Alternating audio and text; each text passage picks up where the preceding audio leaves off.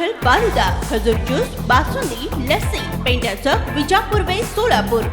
महाराष्ट्र राज्याचे माजी मुख्यमंत्री उद्धव ठाकरे हे जनसंवाद यात्रेसाठी नांदेड दौऱ्यावर येणार असून त्यानिमित्त शिवसेनेच्या वतीने पत्रकार परिषद घेण्यात आली। 19 तारखेला शिवसेना पक्षप्रमुख तथा माजी मुख्यमंत्री यांची जाहीर सभा होणार आहे। यावेळी काही प्रसार माध्यमांमध्ये शिंदे गटातील आमदार बालाजी कल्याणकर शिवसेना ठाकरे गटात प्रवेश करणार असल्याच्या चर्चा रंगत असताना आज शिवसेनेचे जिल्हाप्रमुख महादेव पावडे यांनी याला पूर्णविराम दिला आहे। गद्दार आमदारांना मातोश्रीचे दरवाजे नेहमीसाठी बंद आहेत असे आम्हाला पक्षप्रमुख ठाकरे यांनी ठणकावून सांगितले आहे। आमदाराला गाडल्याशिवाय जनता स्वस्थ बसणार नाही अशी प्रतिक्रिया यावेळी देण्यात आली आहे। मगाची सांगितलं की गद्दार आमदार बालाजी कल्याणकर यांना मातोश्रीचे आणि शिवसेनेचे दरवाजे बंद आहेत। त्यांनी जरी कितीही प्रयत्न केला तरी उद्धव साहेबांनी आम्हाला सांगितलेलं आहे। वेळोवेळी मुलाखतीमधून सुद्धा संजय राऊत साहेबांनी सांगितले, आपण ऐकलं असाल। आणि आम्ही नांदेड जिल्ह्याचा जिल्हा प्रमुख या नात्यानं पुन्हा एकदा तुमच्या माध्यमातून सांगतो, गद्दार आमदार बालाजी कल्याणकर यांना शिवसेनेत घेण्याचा कुठलाही प्रश्न नाही।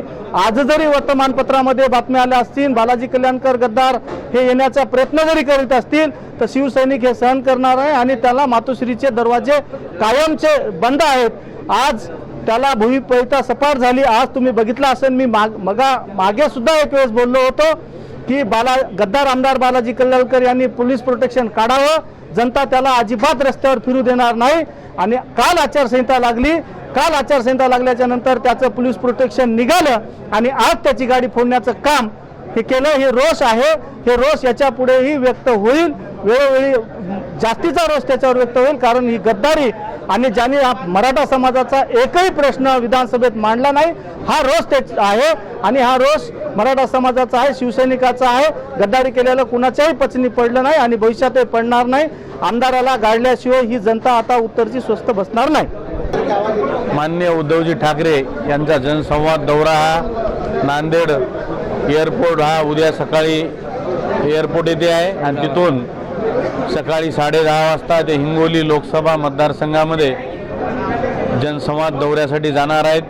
त्यानंतर 19 तारखेला हिंगोली जिल्ह्यातला जनसंवाद दौरा संपल्याच्या नंतर नांदेड येथील अनुसया गार्डन आसना या ठिकाणी साहेबांची जाहीर सभा 2 वाजता होईल। कुणाचीही उमेदवारी नांदेडमधून जरी झाली असली तर नांदेडचा खासदार हा महाविकास आघाडीचा 100% निवडून येणार आहे। त्यामुळे चिखलीकरांनी गेल्या पंचवार्षिकमध्ये या मतदारसंघाला जे फसवण्याचं काम केलेलं आहे आणि या पुढच्या काळामध्ये सुद्धा या मतदारसंघामधील जनता चिखलीकरांना नांदेड लोकसभेमध्ये पराभूत केल्याशिवाय राहणार नाही।